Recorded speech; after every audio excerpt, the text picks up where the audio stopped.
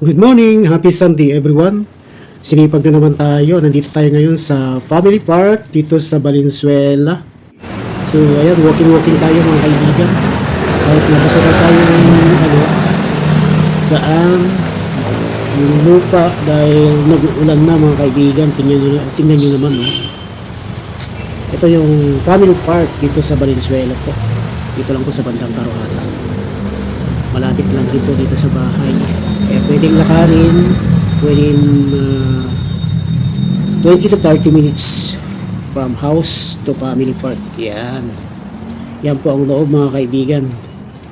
Dahil kagabi ay malakas ang ulan, so ganyan ang itsura, basa-basa ang mga upuan, mga halaman.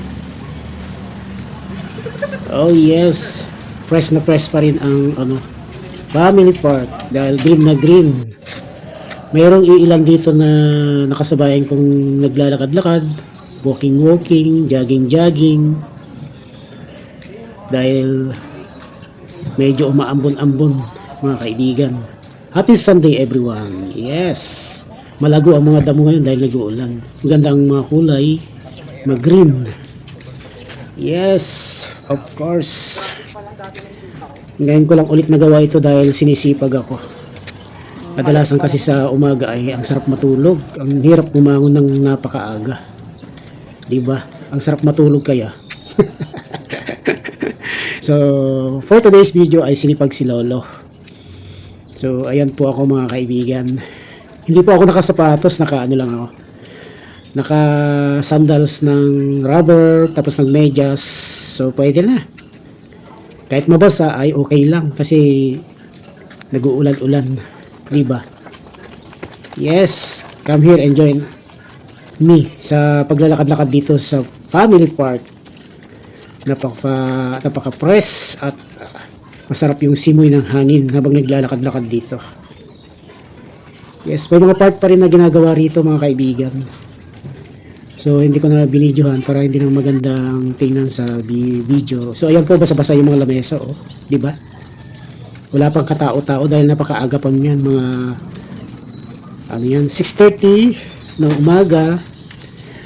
So, inabot ako dyan hanggang mga 7:30. Mga isang oras lang po tayo dito, paikot-ikot.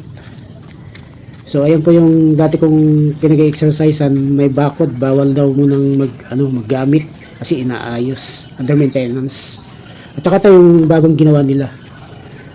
Parang Bermuda grass pero lang po yan, artificial. May nabaapakan nga po akong basa dyan eh. Siguro day pantay yung pagkagawa, kaya naipon ng tubig.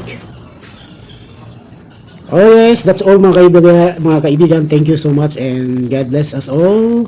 Ingat-ingat po, mag-exercise din po kayo paminsan-minsan para mag-circulate ang mga dugo natin.